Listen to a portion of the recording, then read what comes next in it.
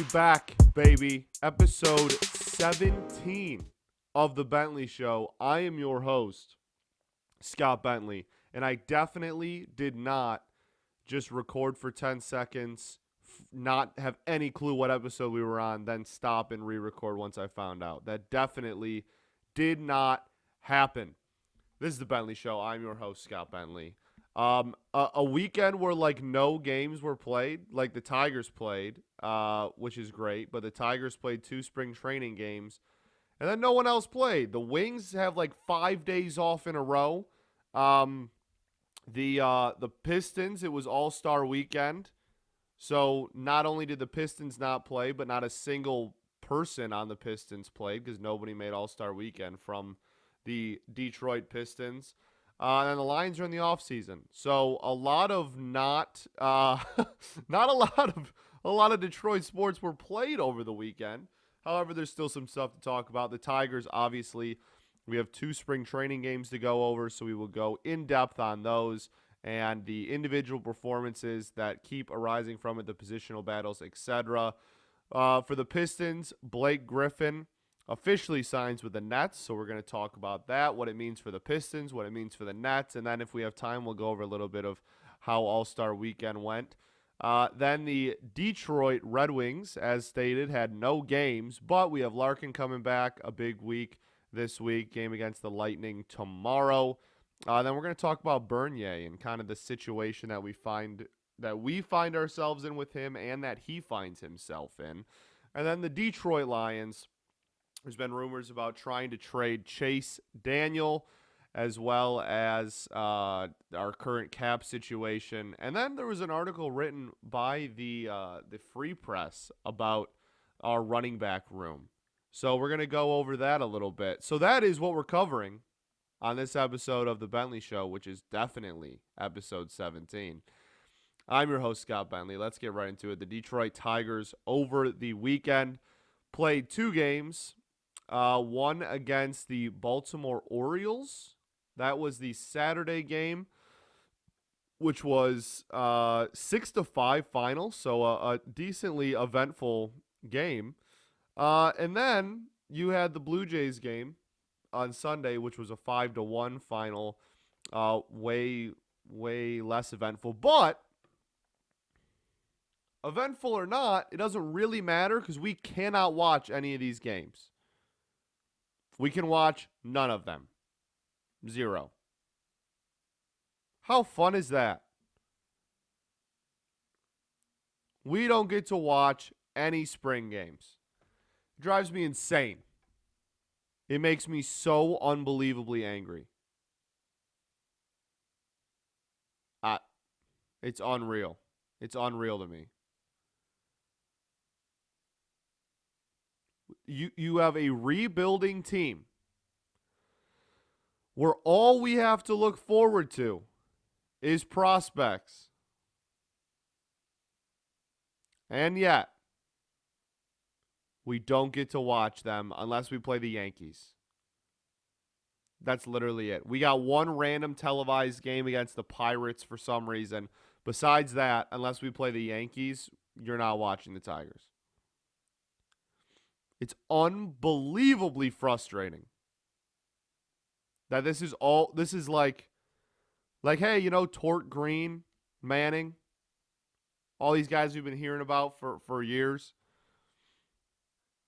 Yeah, man. You're not, you don't get to watch them.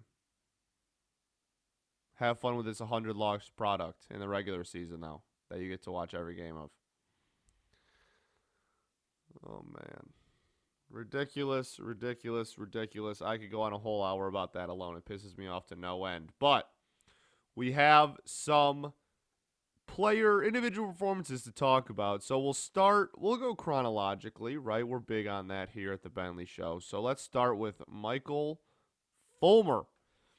Now, this Orioles team is already bad, and their spring training roster is even worse. So, we're taking this with a grain of salt. However, Fulmer looked is relative. We didn't actually get to see him. His stats were really good. He goes 2 innings, 1 hit, no runs, no walks, and a strikeout. Beautiful. Apparently the velocity got up into the mid 90s, 94, 95, which is great considering how that long road he's had to get his velocity back to somewhat of a respectable level. Look, man, like Fulmer, I don't have to tell anybody this, that Michael Fulmer was absolute garbage last year. And it's not even his fault. Like, usually, it's the team's fault that he even got hurt in the first place. We'll start with that, but that's a story for a different day. He is not he. Usually, when you're coming back from TJ, you have a long rehab stint, whatever, you go through the minors, you slowly get your velocity back, and then when you're ready, you come to the majors. Well, with no minor league season last year, the only way he could pitch in game was to just throw him at the major league level.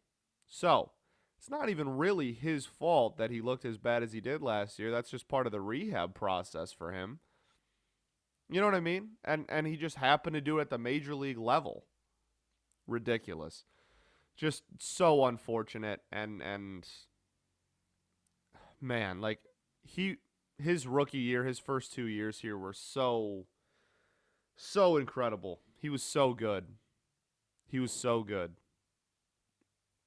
And it's obviously horrible, the situation that he currently finds himself in. That being said, as stated, he looked pretty solid, or his stats looked pretty solid. Apparently, the fastball was in the mid 90s, like I said. Pitch count was low. He got through those 2 innings and not very many pitches at all. So that's awesome. That's awesome. Good for Fulmer. Good on him. Hopefully, this is a sign of things to come. If the velocity comes back, he doesn't ever need to be like a 6-7 inning starting pitcher like he was pre-Tommy John. Like, if he can just get the velocity back, we have enough starting pitchers coming up and enough money that in theory we should be spending, right? That it makes he can be valuable to this team out of the bullpen, I guess is my point. He can go 2 innings and pitch lights out ball out of the pen. Like he doesn't ever need to be that. Now, if he does become that, that's icing on the cake, right? Obviously, I'm never not going to take starting pitching, especially depth. But he is at a point where if he can even turn around and become a solid reliever, I would gladly take it. I would gladly take it given the last 2 years that he's had. Roller coaster of a career, really, for him at this point. Traded, Rookie of the Year, Tommy John, out for a year and a half, back and horrible. So hopefully this is a sign of things to come. Again, it's a spring game against a horrible Orioles team, but we'll take what we can get. Solid performance by him. The big pitching performance was Skubal. Apparently looked phenomenal. Apparently Tarek Skubal looked unbelievable. 2 innings, 1 hit, no walks, 2 Ks. Man, by all reports, he looked absolutely electric, which is obviously fantastic. I would be absolutely stunned if he didn't make the starting rotation out of camp at this point. I think it's all but finalized. All but I don't even know what the expression I'm trying to think of right now. All but over? All but I don't know, man. I have no idea where I'm going with that. But the apparently he looked unbelievable. The stuff looked good. The command looked good. He did that work on a pretty low pitch count as well, similar to Fulmer. So beautiful performance by Skubal. Beautiful picture taken by the Tigers as well. That's a picture that went kind of viral of him pitching into the night. Super cool photo. So Tarek Skubal, phenomenal performance. Buck Farmer did well. Blah. The only other notable one was Bo Burrows got rocked. Wow, it's almost like when I said After the first spring training game, and I came on here and said, hey, let's calm down. He had one good inning. He's not a guaranteed to make the roster. Because remember how everybody freaked out? He pitched a shutout inning with a new delivery, and everybody's like, hey, he's making the team out of camp. Oh my gosh, dude. You got to calm down, man. We're still, even today, that was a week ago, and even today, we're still very early into spring and have a long way to go. So we got to calm down with that. Burrow still has a lot of velocity issues and doesn't really have a breaking ball. So he's still got a lot to work on. Did not look good. The only other notable one is Kyle Funkhouser got absolutely pumped. He looked terrible. Look, man. I've completely given up on Kyle Funkhouser, basically. At one point, you probably could have convinced me that he was going to be a major league piece of the future for this team back when the minor league system was like one of the worst in the history of baseball. However, now he's like an out of baseball in a couple years candidate. So I don't know. I don't think very highly of Funkhouser these days. Offensively, this game was highlighted by Torkelson and Green batting back-to-back in the lineup. Neither of them get a hit. However, both of them score a run because they had back-to-back walks, which is super cool, super awesome to see. Again, not against great pitching by any means, but I don't even care. I really don't. They're not going to make the Major League Club anyway. They're going up against pitchers of their supposed caliber. It's awesome to see. And I'm a walks. I don't even know. I love walks. Walks are like my favorite thing. So they draw back-to-back walks in one of the innings. Again, couldn't watch, so kind of hard to recall. And then Kristen Stewart drove both of them in. We'll get to him at the end of the segment. Badu gets another hit. He stays hot, continues to put the pressure on the organization to keep him around. So that'll be something to continue watching. Yeah, that's probably about it for the Baltimore game for notable things that happened. So we go on to the Blue Jays game. This one was a little weird. First off, Nomar Mazara finally is in camp, makes his first start, goes 0 for 2 with a walk. Again, first start of the spring, hasn't even been in camp, so, whatever, take that with a massive grain of salt. Robbie Grossman draws a walk, doesn't get a hit. His batting average is garbage, and people are like, oh my gosh, dude, we're a week into spring training. Holy cow. He's been in the 90th or above percentile in walk percentage his entire career, okay? We didn't sign him to hit 300. We signed him to get on base. Whether that's a walk or a hit, it doesn't matter. So, calm down. He's going to be fine. Kristen Stewart 0 for 1 with a K. We'll get to him. Willy Castro, man, 1 for 3 with an RBI. Has a 1,000 OPS. Sorry, a 1,000 slugging percentage this spring. A 1,500 OPS. Obviously, that's a very, very small sample size. But he's leading the team in every single category for spring. He's leading them in hits, RBIs, extra base hits, maybe, I don't think runs. I don't know. He's leading the team in damn near every offensive category.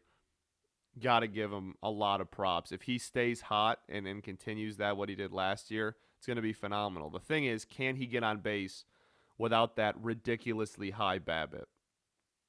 Because the BABIP last year is unsustainable. It was 440 or something, or 430 or something, absolutely just ignorant. Okay, so he can be a non-power kind of hit-to-contact guy, but it's going to be it's just going to come down to when that BABIP is no longer over 400, which is literally impossible to maintain over a full season. Is he still going to be productive? And that's what it's going to come down to. And by the looks of it, he's off to a damn good start this spring. So by the looks of it, it looks like he might just do it. He's just got to figure out what position he can play at an average level because it's still not shortstop. But this series, again, I like to cover all my bases when I talk about him because people just nitpick everything I say about Willy Castro. Again, I don't think the future of the Tigers is him at shortstop. However, put him at short this year. It doesn't really matter. We don't have anybody else to play the position, so why not? Torkelson, again, draws a walk, but strikes out twice. So Torkelson, the one thing I wanted to cover about him, he does not have a hit yet this spring. He has several walks. I think he has four walks, somewhere around there, give or take one. He has 4 walks, but he has yet to get a hit. Remember, the last time he played professional baseball was when he was in college. Okay. This is a slight learning curve. He's still drawing walks. He's just swinging through some balls in the zone. His eye is still there, which is really all that matters. The swing will develop. The timing will develop. The bat-to-ball skill will develop. As long as he's recognizing pitches and swinging at pitches he wants and taking pitches he doesn't, the rest will follow. And he is doing that. So it's very much okay. Okay. The only other story, there's 2. Oh, there's maybe 3. Okay. First off, Mize pitched this game. Almost had a 50 pitch count in 2 innings with 3 walks and a strikeout. However, no hits and no runs. His first inning of work, he looked really good. Supposedly, again, we didn't watch this game. But the first inning of work, clean slate, perfect inning, no hits, no walks. Got out of it 1, 2, 3. Then the second inning, he walks the bases loaded, and then he gets 2 outs, then walks the bases loaded, then strikes the guy out to get out of the inning. So, again, 50 pitches in 2 innings is not good. That is very, very high. So, again, we don't need to go too much in depth on this because I've said it a million times. His command needs a lot of work. His mechanics need a lot of work, which is why on opening day, I'm not saying this will happen, I'm saying if on opening day, Casey Mize is not on the opening day roster, I need everybody that listens to this show to realize that that is okay. Don't be one of the people that's running around with their like a chicken with their head cut off if he doesn't make the roster opening day. I'm not even saying he won't. Odds are still pretty good he does. I'm not saying he won't, but if he doesn't, it's not a big deal. He has a ton of mechanics to work on, and he has a ton of command issues to work on. He can go pitch like a month, like literally 4 or 5 starts at the AAA level, then get called up. He's going to start at least 15 games this year at the major league level, no matter what level he starts at. So starting the season in the minors for like a month to kind of get his bearings and work on his command and his mechanics a little bit more is not the end of the world because he still very much needs to improve in those departments. Okay. Now, am I going to be mad if he makes the opening day roster? Absolutely not. Because then he gets to work with Feder and he gets to pitch at the major league level. I'm just saying if he doesn't, for some reason, it's really not that big of a deal. And I need everybody listening to this to not be part of the problem of people screaming and freaking out if he didn't, okay? 2 more stories. Jose Urana was absolutely terrible. You want to talk about command issues? That dude could not have hit water if he fell out of a fucking boat. It was really, really bad. Again, no footage. We didn't see. However, he went an inning and 2/3 with a hit, a run, 3 walks, no Ks, 40 pitches, and hit, I think, 2 batters. He hit at least 1. I think he hit 2 batters. I mean, holy cow. It was rough. And it's going to be interesting to see what they do with him because he was a starter. However, he struggled a lot, as most people that have pitched for the Marlins the last 5 years have. So he really went to the bullpen. They were like, okay, like you haven't been that good of a starter, His ERA's around 5. Like, you haven't been that great. You're not terrible, but you haven't been that good.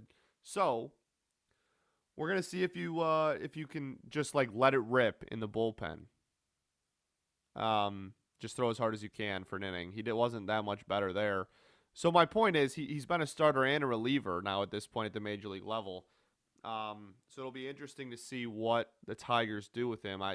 I'm fairly confident in my assessment that he was brought in to be a starter. However, and again, we have to say the same thing about the negatives we do as the positives, right? Like it's one start in spring. But if that's a sign of things to come, I don't know what the rotation's going to look like. Honestly, it's going to be a wild one. All right, lastly, we're going to end on Kristen Stewart. This is just really quick. Kristen Stewart has more at-bats than anyone else in this entire organization this spring, and he has been absolutely horrible.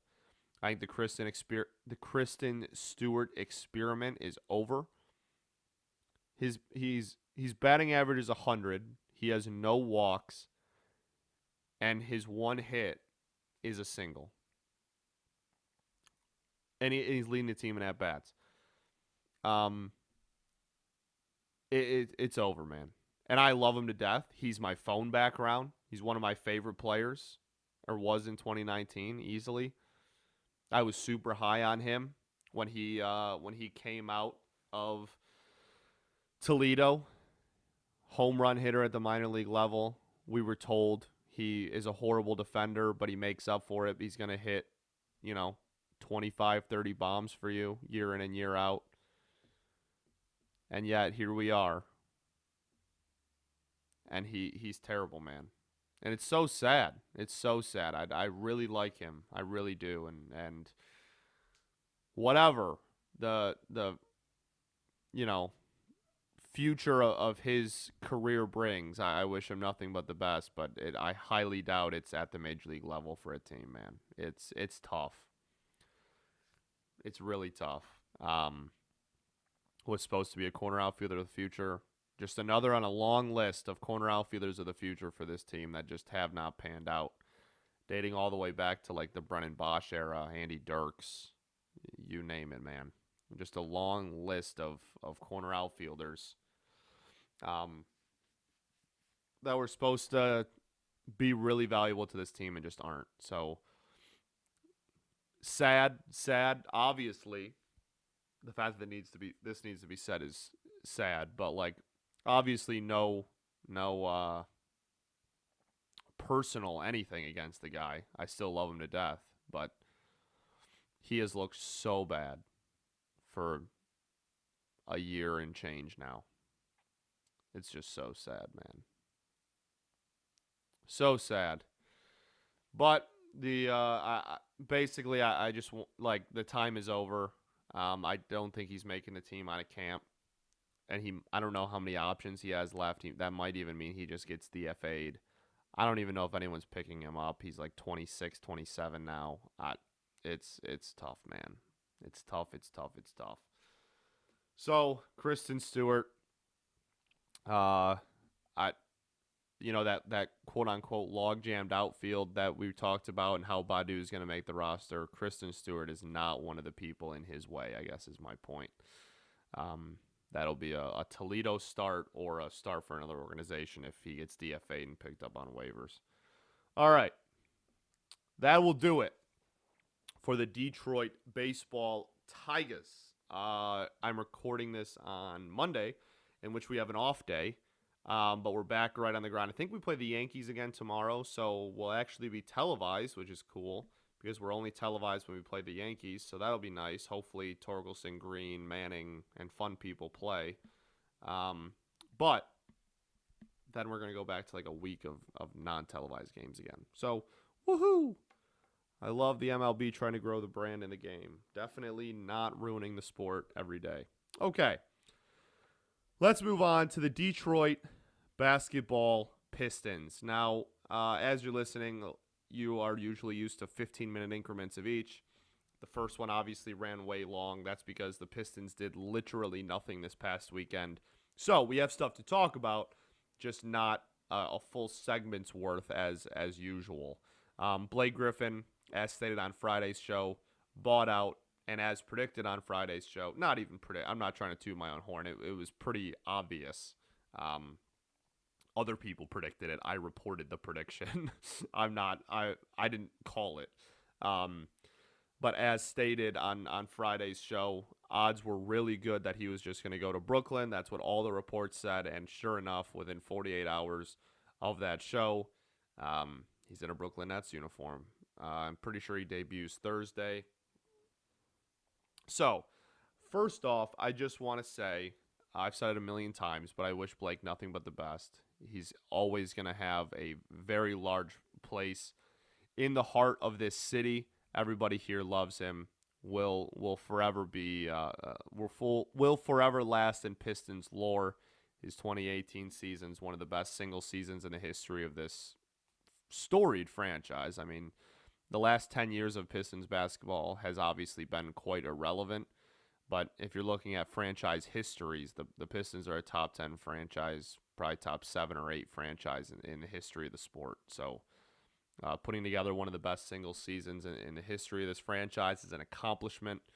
And yeah, so he wish him nothing but the best. We'll always have a big place in the hearts of Pistons fans everywhere and myself. So, the Nets. Let's start with the Nets. He, obviously it's a huge name, and I'm not trying to kill any excitement. But you're not getting prime Blake. You're not getting Pistons 2018 Blake. He has not looked very good this year. Definitely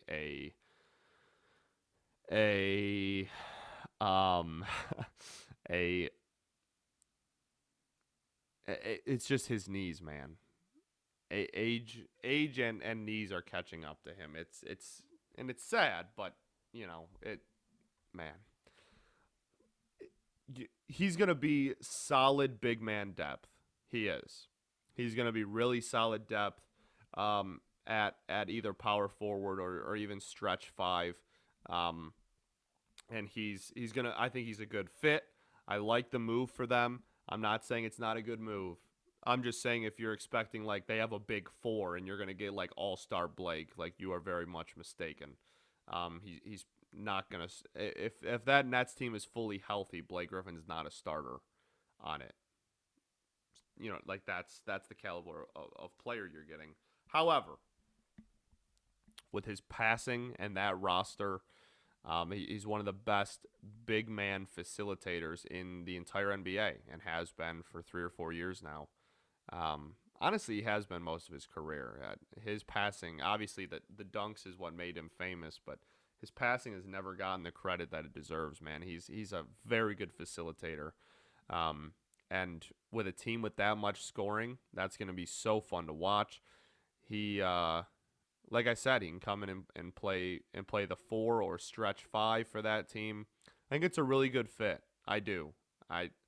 He's not a guy at his current state that needs the ball. Honestly, even with the Clippers, that was a Chris Paul ran team. He wasn't running point. And really the only time that happened was the 2018 run by the Pistons where he was basically running point guard as a power forward. But again, that's just a testament to his passing. So I think that this is a really good fit. I just want to tame everyone's like, oh my gosh, we have 4 superstars on our team. Like, no, you still only have 3. But that being said, I love the fit.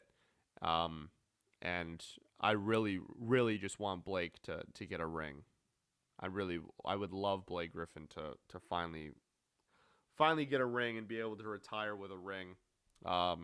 For basketball Hall of Fame standards, Blake is definitely a Hall of Famer, and a ring would all but seal that. Is that a good expression? All but confirm that? I don't know what I'm saying, bro. You get the point. So that's the assessment on the Nets side. The Pistons side, obviously there's not a ton nothing new happened just because he signed with Brooklyn, because he hasn't been playing with us for weeks, right? So our rotation is the same after this weekend, because we've already been playing without him. Sadiq Bey is going to continue to get minutes. Jeremy Grant's going to come back and continue to get minutes, obviously. Isaiah Stewart, all the forward and above forwards and centers on the team are going to continue to get more minutes because of Blake's absence. But again, we've been new because he hasn't played with us for a couple weeks now. He's been sitting out, so nothing really new there. But Blake Griffin, obviously, dunk contest legend. And this past weekend was the NBA All-Star Weekend. Just want to spew my thoughts and feelings out there about All-Star Weekend. All-Star Weekend's one of the, I know it gets a lot of heat, but I love it every year. It's one of my favorites. The game is usually not something I really care about, but obviously Saturday night is in my mind always must-watch TV. My dad and I have a tradition where, we've watched it pretty much every year of my life. And yeah, so I love it. This year was obviously a lot weirder. A lot weirder. And I'm interested to know if the format is going to stay. So for those who didn't watch, which I don't blame you, it was a weird year. It was kind of hard to get super into it. Or as at least as into it as most years. I didn't even know it was last night until like 3 p.m. Like for real. I found out while I was on air broadcasting spring training games for Diamond Digest. I learned that the All-Star game was that night. I was like, oh damn. So I think that there is. I would not be surprised if that format stuck around. The doing, like, at the end of each quarter, you get the donate thing to the charity, and then the overall game score also get, like, I don't, whatever, like, that can stay, it can go, whatever results in the most money being donated to charity, like, that's the format you can keep. Especially they had a lot of really great causes. Black-owned university and majority black universities and stuff. So that's super cool causes and everything. Whatever results in the most money being donated is fine. I don't really care about the format of the game. However, the format of 3-point contest right before tip-off, first half of the game, dunk contest at halftime, second half of the game, I think might stick around. I don't know. Obviously it's going to depend on the TV, on the ratings, right, which haven't come out yet. That's going to be the biggest biggest. What am I even trying to say, bro? My vocabulary right now is terrible, and I don't know why. Usually I have a pretty decent vocabulary, I feel like, and today I can't think of any word to use. That is going to determine a lot. Obviously, the views and ratings are just going to determine quite a bit. However, I think that, I don't know, maybe not. Because, like, if it's going to depend on the ratings. I'm thinking in my head about this as I'm speaking, but I think it's going to be based on ratings. Like, if you can get million or whatever views and people tuning in on Saturday night, and then 3/4 of that crowd returns on Sunday, you're probably going to keep 2. But if no one's watching the All-Star game, if the views are terrible for the All-Star game, and instead you can get like 1.3 mil or 1.4 mil total to just watch both mishmashed into one, maybe that's better. I don't know. I don't know how the economics of viewership works well enough to know which one is going to make you more money and which one is more beneficial for the league. But regardless, it was super interesting to see. I'm glad they tried it, honestly. Like, everybody's so quick to just hate on everything these days. Um, but in a weird year where you can't really even have fans there anyway, they had like 2,000 fans in the entire arena. Why not try some weird shit? You know what I mean? Like, why not? Just see what happens. Let's just see what we have. Let's see if it's a maintainable thing. Let's see. Why not? It's not hurting anybody. Um, Also, Team LeBron was so much better. Like, I don't know what Kevin Durant was doing. Like, it was like ridiculous. LeBron's team was so much better. LeBron didn't play 3 quarters and they still dominated. Like, one of the perks of LeBron being the GMs of one of the teams is having the best player in the world just be already on one of the teams. LeBron drafted so well, he did not play 3 of the 4 quarters, and they still won every single quarter and obviously the overall game. I don't know, but like the and it was one of those things where everybody knew off rip. Wasn't like, oh, what a surprise. Like, no, everybody knew on paper LeBron's team was way better. Like, way better. So, interesting setup. The first time the All-Star game points, the game itself has been set up that way with the quarter-by-quarter thing. Also interesting that the skills challenge, the 3-point challenge, the first quarter, the second quarter, the dunk contest, the third quarter, the fourth quarter. Interesting setup. I'm curious to see if that's going to be a thing going forward and they just make it one big ass long night, or if it's more beneficial for them to keep it in separate like that. I don't know. I don't know. I don't know the business side of it well enough to know which one's more beneficial, but super cool to say the least. I know a lot of people didn't really care about it. Again, I always love it. I still thought it was enjoyable. The Steph versus Dame half court shoot off was incredible. Steph winning another 3-point contest was incredible. The dunk contest was a snooze fest, but it has been for a couple years now. Actually, that's not true. Zach LaVine and Aaron Gordon saved the dunk contest just for the voters to absolutely exile Aaron Gordon, and honestly, probably Zach LaVine too. Shout out Zach LaVine, by the way, man. When he first came to the league, thought of just an athletic freak that couldn't really do anything else. Made a lot of dunk contests. What did he make? 2 or 3.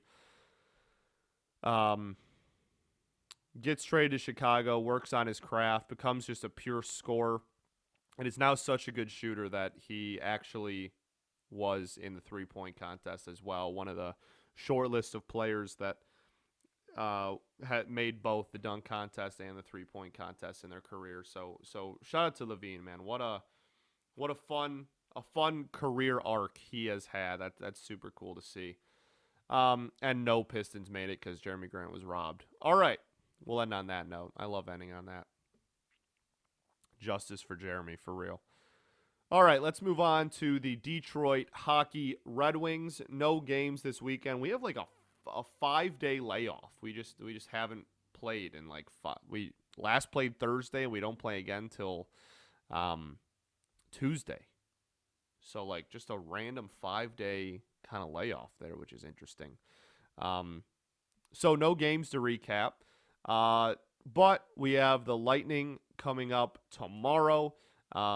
If you want a full breakdown of the series or the week's worth of games and the Lightning and the trade talks and everything, as always, I will plug the Locked On Red Wings podcast. I co-host it with Ethan Smith and Nolan Bianchi. It is fantastic. All Red Wings every single day. It's every day, Monday through Friday. We have a new episode.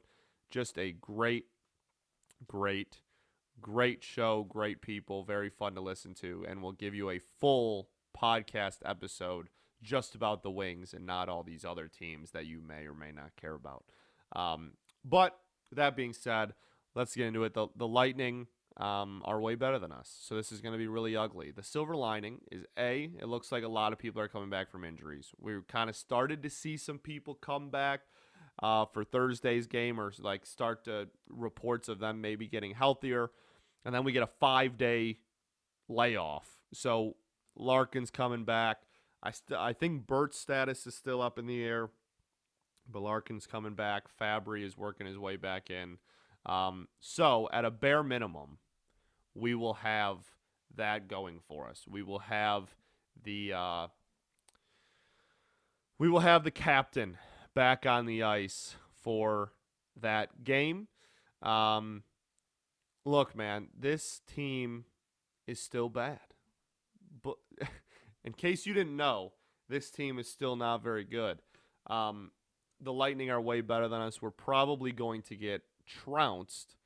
And that's, probably the optimistic side of me says that we're only going to lose by like a couple of goals maybe. I don't know. It's probably not going to be super pretty, I guess is my point. That being said, haven't had a Wings game in 5 days. It'll be nice to watch the Wings play again. This Tampa Bay team's just a juggernaut. This is a team that's in first place, not just like good, like legitimately first place in like half the team categories. Like the goals a game first, goals against the game first, goal differential first, power play fifth, penalty kill third, PIMS 30th, save percentage first, face-off percentage 18th, whereas we are fourth. Better at face-offs than the best team in the NHL. Let's go, baby. Thank you, Luke Glendening, who's probably single-handedly responsible for that. So interesting. The one thing is their PIMS being the second worst team in the NHL in penalty minutes is kind of wild. But besides that, they're unbelievable at every other aspect. They almost have the opposite record of us. Man, they're a minus 315, bro. They're a minus 315. They opened at minus 286. Holy cow. 17-4-2 against 7-16-3. Almost the exact opposite records, like I said. They're already 2-0 against us this year. We're on a 3-game losing streak. They're 7-2-1 in their last 10. Just not a... And especially us coming off a 5-day break. I don't know, man. That's the age-old argument, right? Does that 5-day break mean that you're going to come in well-rested and, like, kill it and be super good? Or does that 5-day break mean you haven't played in 5 days? You're slow, you're lethargic. You need a game to reset yourself to game speed, right? Age-old debate. Yeah, this game's not going to be good. The only other Red Wings news I have before we move on to the Lions here is Bernier. First off, I'm not going to talk about the Thomas Greiss thing. Whatever, dude. Like, whatever. Dude's clearly an idiot, but like, whatever. I'm not going to make a whole thing about talking about that. It's whatever. He's a dumbass. Let's move on as a society. Okay. Bernier. I think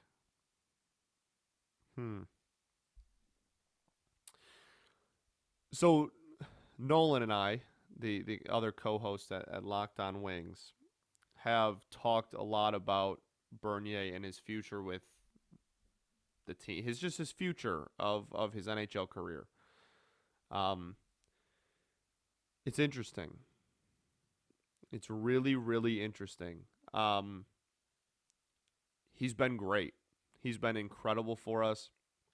He's done absolutely the most you could possibly ask of him. And not only that, he's doing it behind one of the worst defenses I've ever laid my eyes on. And Nolan's great line that I steal from him all the time is Bernier has an over 500 record on a team that every night they go out there, you expect them to lose. no matter who the Wings play, whether it's Ottawa or Tampa Bay, you go into the game on puck drop going, well, time to lose. And Bernier has an over 500 record on the season when he's in net. It's beyond impressive. Now he's in his early 30s, so time is not on his side when it comes to his value, his stock value, okay? However, this is super interesting. You got to move him, right? Right? Like, don't you kind of have to trade him? Like, I know like Glenn Denning, you pretty much, again, have to trade. Stahl, if anyone gives you anything for him, please take it immediately. Don't even shop the market. Just press accept. Like, Mantha's been questioned, but, like, he could still be part of the future plans. You know, we're not really sure. Larkin obviously isn't going anywhere. Fabry, maybe, probably not, though. You know what I mean? Like we have these pieces. Bobby Ryan, you pretty much have to trade, right? Like you kind of have to. However, man, the Bernier question's interesting. It's really interesting. He's been incredible. Behind a better defense, he'd be even more incredible. Okay? Without a doubt in my mind. Like, I think he'd be having an unreal season if he was behind a relatively decent defense. But he's not. So, here we are. What kind of, first off, I think the market's there. Okay? I think that goalie I kind of view as like quarterback in the NFL, where, like, the market usually for trading goalies is not really a thing.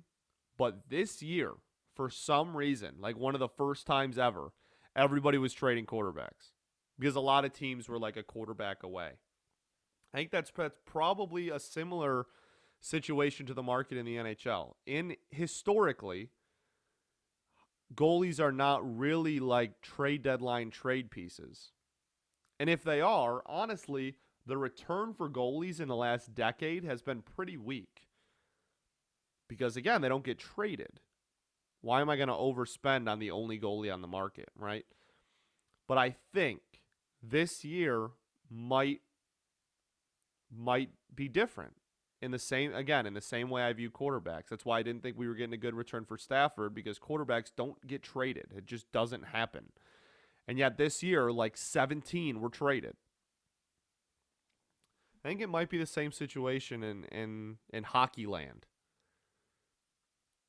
I'm not saying we're going to get a fat return for Bernier because he probably would not be the best goalie on the market. There's Gibson and Anaheim, depending on what he's still pretty young, but they're definitely a rebuilding team, and he's one of the best goalies in the league. So if they could sneak a fat return for him, you got to think that they probably would do it, right? So Bernier is not necessarily going to be the best goalie on the market, but he's going to be one of the better ones. He might even be second best. Honestly, if Gibson doesn't get moved, hell, he might even be the best. You know what I mean? Like, he's going to be up there. He's had a damn good year. A damn good year behind a shit defense. I don't know, man. I don't know if he's quite in the class of like the Bobby Ryan and Luke Glendening for like, okay, it literally is stupid to hold on to these dudes. Like, you have to trade them. You literally have to. But he's damn close to getting there. He's really damn close to being in that same situation, man, for real. It'll be interesting to see. Obviously, he needs to keep playing well for starters. But also a lot of it's gonna rest in the hands of the goalie market. And then as we get closer to the trade deadline, you know, if you could trade to Canada and you're in the United States, you have to quarantine for 2 weeks before you can play. So I don't think there's going to be a lot of deadline deals between American and Canadian teams. There's a lot going on. But it'll be super interesting to see how I don't know, man. I think it probably makes a lot of sense to trade him. And when we do, Nolan said this a lot too. When we do, this entire city is going to realize just how good Bernier actually was. Because we're going to give up like 7 goals a game after we trade him. Our goalie situation is going to plummet. It's going to plummet. So people are really going to realize just how good he was once he leaves. So enjoy him while you can for the next couple of weeks. And that's definitely, like I said, we talk about the Glendenings, the Ryans, the Stalls, and guys that we obviously should move if we have the ability to. Bernier's not talked about as much, but I think it might make a lot of sense, man. It might make a lot of sense. All right. That's it for the Wings. Let's get into the Detroit Football Lions. All right. So, whatever they call it, Blood Sunday or whatever. They call it some aggressive-ass name. The Sunday before the cap thing where everybody cuts all their players. They call it like Red Sunday or Blood Sunday. It's like super overly aggressive and should not be the name of it. But that's what it's called. So it's just, we already talked about it. We kind of got ours out of the way early. We talked about it on Friday. Desmond Trufant cut that cap hit. Obviously we need to do a lot of stuff to get under the cap, and that was a great first step. And then reworking the Jamie Collins contract was another great step.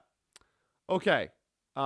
This week's news, or this weekend's news, I should say, was in another effort to cut cap space. Chase Daniel is now on the market, and we're trying to trade him. Oh my gosh, it's almost like paying a backup quarterback the contract that we gave him wasn't a very good idea. Who would have thought? Surely not everyone in America, right? There's no way. Holy cow, man.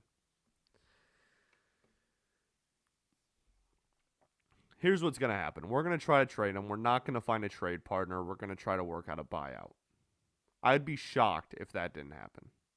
I would be stunned. If anyone traded for him, I'd be stunned. Flat out. And I would also be stunned if we held on to him, because it doesn't make sense to. Especially if we're taking a quarterback at 7. Why do we need a third string QB getting paid like one of the highest salaries on the team? That's an exaggeration, but you get the point. Why he ever got the contract he did is mind-boggling to me. And I know we had PTSD. We had just came off. Stafford got hurt, and Blau was the quarterback. So like I get we kind of scared ourselves into it. The PTSD of having no other quarterback behind Stafford the year before was why we did it. But holy cow, man. You're not going to convince me that there wasn't a better value deal out there. Jeez. So that's the biggest situation. We're trying to move Daniel. The cap situation, we're still trying to lower the cap as much as possible.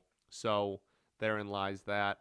I don't even know if there's any rumors at the time of recording here of people that are like, oh, like this team's in the front running, or this team might overpay for Chase Daniel. Like, yeah, I can't imagine we get a return for him. I really can't. And if anybody offers you anything, you take it, because that money off the books would be phenomenal. So, great guy, whatever, but was never a good deal, still isn't a good deal, and I'm glad that said deal is hopefully coming to an end. Also, this might be a sign that maybe not. Like, the deal is just so stupid that like it just makes sense to get rid of anyway. It might be an indication that we're going QB at 7, but it also might just be being like, why the hell are we paying our backup quarterback this much money? Please get him out of here. So I don't know. We'll see. Last piece of Lions news is a article was written by a big publication. I believe it was the Freep.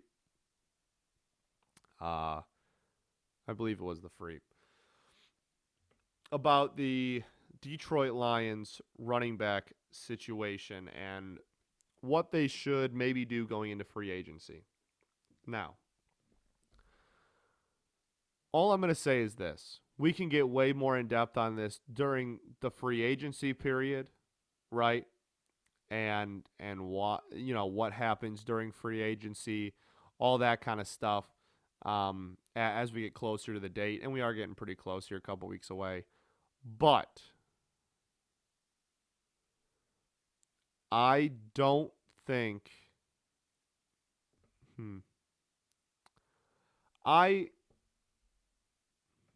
I don't want us to spend money on a running back. And that's like a general rule for me. I'm not a big spend big money on running backs person. I'm not completely in the camp of running backs completely don't matter and all running backs are the exact same. However, I do understand their value, and I don't think, especially with Swift already in that room, I don't think you need to go out and I don't think we need to clear all this cap space just to bring in a running back. Please spend money on defense. I'm not going to advocate for us to go spend big, to go drop Mills, go drop some Millies, some racks and stacks on running backs. If you want to spend like base level, mid-level exception contracts and to bolster the running back room, give it some depth that it's lacking, I'm all for that. If you want to draft one late in the draft, I'm all for that. Don't spend big money on one and don't draft one in the first 2 rounds. Please stop drafting running backs in the second round. I am literally begging you. Okay? So, that is my opinion of we'll go position by position, like I said, as we get closer to the actual day and as we kind of figure out what our cap situation is. However, please don't spend big money on a freaking running back. I will lose my mind.